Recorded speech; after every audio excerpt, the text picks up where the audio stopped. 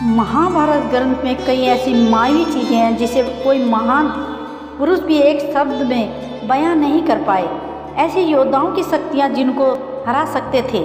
हम बात कर रहे हैं कर्ण और भीष्म की, जिन्हें मृत्यु देना किसी भी देवता के वश में नहीं था। उन्हें स्वयं श्री कृष्ण ने छल से मारा था। तो आइए विस्तार में जानते हैं कैसे हुआ कर्ण और भीष्म का भीषण युद्ध। जब पांडव लक्ष्य ग्रह से बचकर पुण्य हस्तिनापुर आ रहे थे तो उसी समय उस भीष्म आचार्य धृतराष्ट्र पांडवों का स्वागत करने के लिए आदेश मांगते हैं। तभी दुर्योधन महाराज की तरफ से मना कर देते हैं। उसके बाद भीष्म क्रोधित होकर क्रोध में भर जाते हैं। तभी भीष्म क्रोध में कहते हैं किसी में साहस है जो मेरा प्रतिकार कर सके। तभी यह सुनकर सबकी आवाज़ शांत हो जाती है, क्योंकि भीष्म का सामना करने का सामर्थ्य किसी में नहीं था।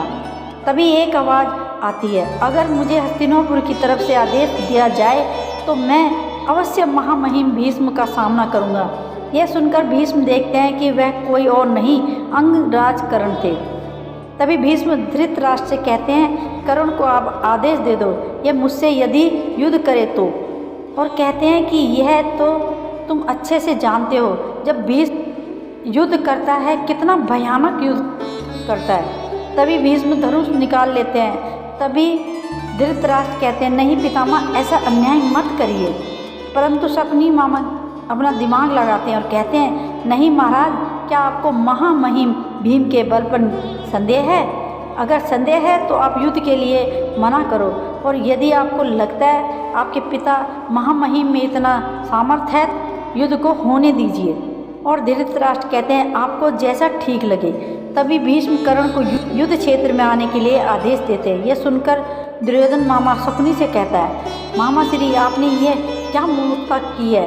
तभी शकुनी कहता है, पुत्र दुर्योधन, तुम्हें पता नहीं है, आज ज्ञात हो जाएगा इसको अपने पक्ष में रखना है या नहीं। तभी दुर्योधन यह सुनकर कहता है, मामा श्री, आप महान हैं।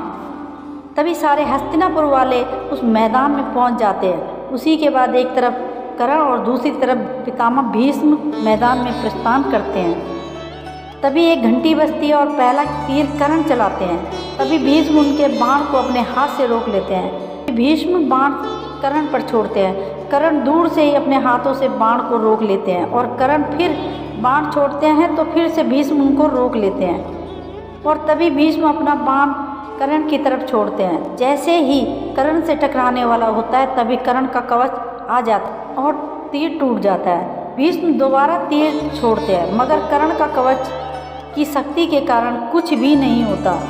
इसके बाद कर्ण बाण छोड़ते हैं।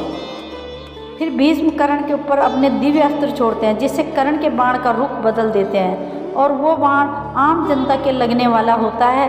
तभी भीष्म अपने बाण को अपने ऊपर कर लेते हैं, जो उनके शरीर में घुस जाता है। तभी कर्ण कहता है, महामहिम भीष्म, बीच में ही आप हार मान सकते हैं। तभी भीष्म कहते हैं कि अभी भीष्म इतना बूढ़ा नहीं हुआ जिससे डर लग जाए। तभी भीष्म अपने दिव्य अस्त्र को आसमान में छोड़ देते हैं।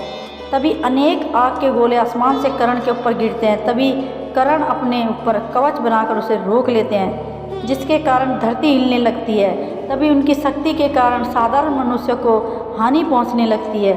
तभी महाराज संजय को आदेश देते हैं, शीघ्र जाकर परशुराम को बुलाया जाए, अतः यहाँ की धरती फट जाएगी। तभी संजय परशुराम को बताते थे। सुनकर तभी परशुराम कहते हैं कि जब भी दो प्रबल योद्धा एक दूसरे से टकराते हैं तो धरती पे भूचाल आ जाएगा। और जैसे ही दोनों के बाण टकराने वाले होते हैं तो परशुराम जी उसको अपने परसे से रोक लेते हैं, और तभी दोनों परशुराम को प्रणाम करते हैं। और परशुराम कहते हैं, तुम ये क्या कर रहे हो? और कहते हैं कि अपने बल का प्रदर्शन अपनी सीमा में नहीं करोगे तथा अपने योद्धाओं के साथ नहीं करोगे। तभी भीष्म और कर्ण परशुराम जी से क्षमा मांगते हैं।